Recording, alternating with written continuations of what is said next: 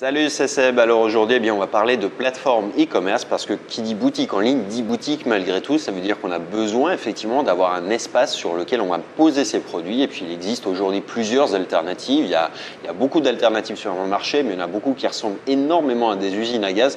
Et je vais te présenter en fait ce qui fonctionne le mieux à mon sens dans cette vidéo. Alors avant de faire cette vidéo, j'avais dans l'idée de faire quelque chose qui est un petit comparatif comme je le fais de temps en temps des différentes options qui s'offrent à toi. Mais en réalité, je me suis dit que c'était finalement aujourd'hui, si tu regardais cette vidéo, c'est que tu n'avais pas encore lancé de site e-commerce et que tu étais simplement à la recherche de quelque chose qui te permette de démarrer rapidement. Et dans ce cas de figure-là, il n'y a pas 36 000 solutions en réalité. Il n'y en a qu'une qui est vraiment très pertinente. Je ne le dis pas parce que voilà, je ne suis pas affilié à Shopify, mais Shopify, c'est quand même ce qu'il y a de plus simple pour n'importe qui pour créer une boutique en ligne très rapidement, un truc qui soit classique d'une part, mais qui marche et tu n'as pas besoin d'avoir autre chose qu'un nom de domaine. Et encore, le nom de domaine, il est accessoire, mais d'un point de vue marketing, il est indispensable.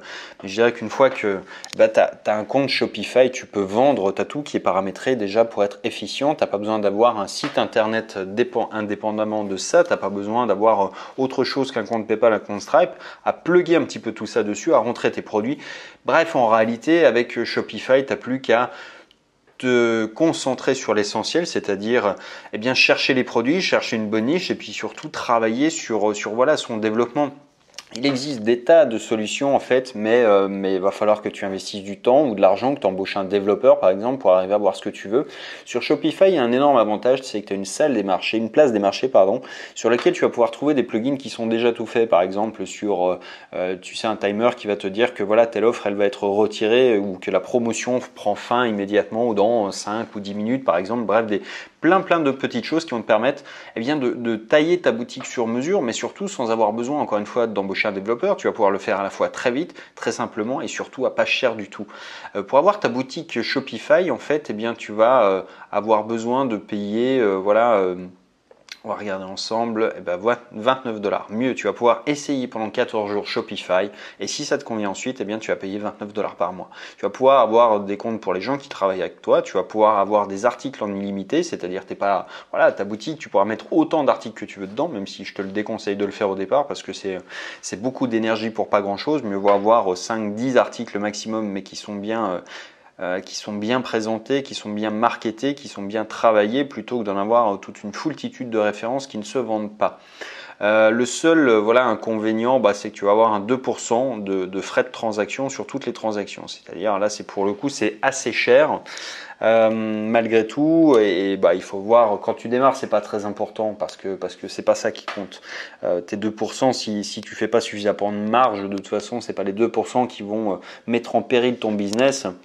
Et c'est pas ça qui va tuer en fait une bonne idée, c'est juste que quand on fait des gros chiffres avec de l'e-commerce, 2% c'est vraiment très très cher. Donc ça veut dire qu'il faut vraiment que tu aies une marge sur des produits qui soit à peu près de 30% pour arriver à en vivre confortablement, y compris sur des petits volumes. Donc ça veut dire qu'il va falloir choisir avec soin des produits. Puis après tu vas pouvoir gérer des codes promotionnels, tu vas pouvoir avoir un blog qui est directement collé à ta boutique, tu vas avoir un certificat SSL gratuit, c'est-à-dire c'est le petit cadenas vert qu'on voit ici justement et qui sécurise les transactions. Bref, tu vas pouvoir vraiment mettre tout ça en place très facilement et très rapidement et c'est pour ça que je pense que c'est pas la peine pour toi, si tu n'as pas fait le choix encore de te lancer, de chercher autre chose.